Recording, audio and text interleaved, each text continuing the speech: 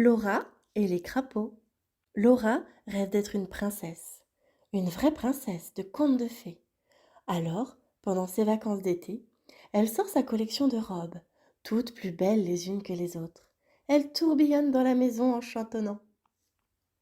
Laura et son petit frère ont reçu chacun, à Noël dernier, un magnifique costume d'Indien, avec un arc et des flèches. Son petit frère est très fier de son déguisement et il aimerait bien que Laura joue avec lui. Tous les jours, il lui demande de l'aider à fabriquer un tipi. Mais Laura préfère s'admirer dans ses robes de princesse. Un jour, où il faisait très beau, Laura entend, de sa chambre, un chant doux et mélodieux.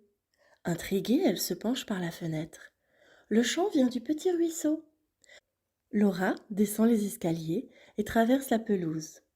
Lorsqu'elle arrive au bord du ruisseau, le chant s'arrête tout net.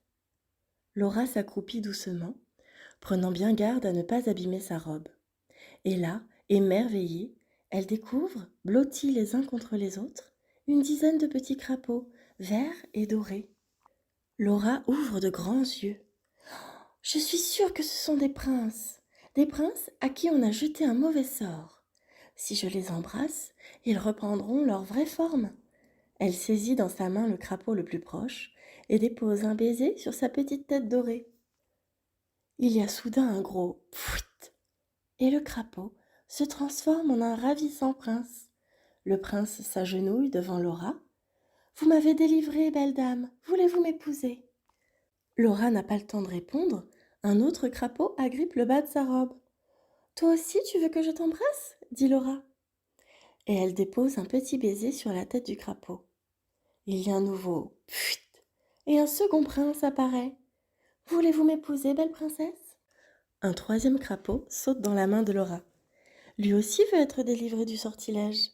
Laura l'embrasse délicatement et pfuit, un nouveau prince apparaît, qui s'empresse de demander à Laura de l'épouser. Mais Laura ne l'écoute pas. Elle est en train d'embrasser tous les crapauds qui se pressent autour d'elle. Il y a bientôt une quantité de princes qui s'inclinent devant Laura et la demandent en mariage. Laura trouve ça très amusant, jusqu'au moment où les princes commencent à se disputer.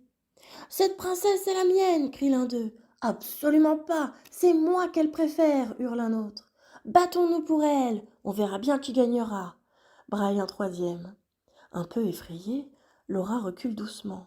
Aucun prince ne fait plus attention à elle, tous occupés à se battre. Soudain, l'un des princes l'aperçoit. La princesse se sauve, hurle-t-il. Rattrapons-la! Laura s'enfuit vers la maison. Sa robe lui paraît bien encombrante. Elle perd ses chaussures dans l'herbe. À bout de souffle, elle claque la porte au nez des princes, qui continuent à se battre les uns contre les autres. Que faire? Jamais ils ne partiront. Alors elle a une idée. Laura grimpe l'escalier jusqu'à sa chambre et se précipite vers son armoire. Vite, vite, vite, elle saisit à pleine main toutes ses robes de princesse et les jette sur son lit. Et tout au fond de l'armoire, elle retrouve ce qu'elle cherche. À l'attaque! Hurle-t-elle en redescendant l'escalier, déguisée en indienne. Laura poursuit les princes à travers la pelouse jusqu'au petit ruisseau. Au secours! Sauvons-nous! crient les princes. Au bord du ruisseau, les princes s'arrêtent brusquement. Mais où est passée la princesse? Il faut la retrouver. Laura crie.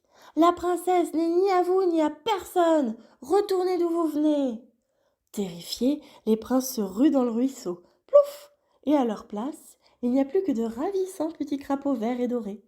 Ouf! Plus de hurlements, plus de bagarres, plus de demandes en mariage. Ouh!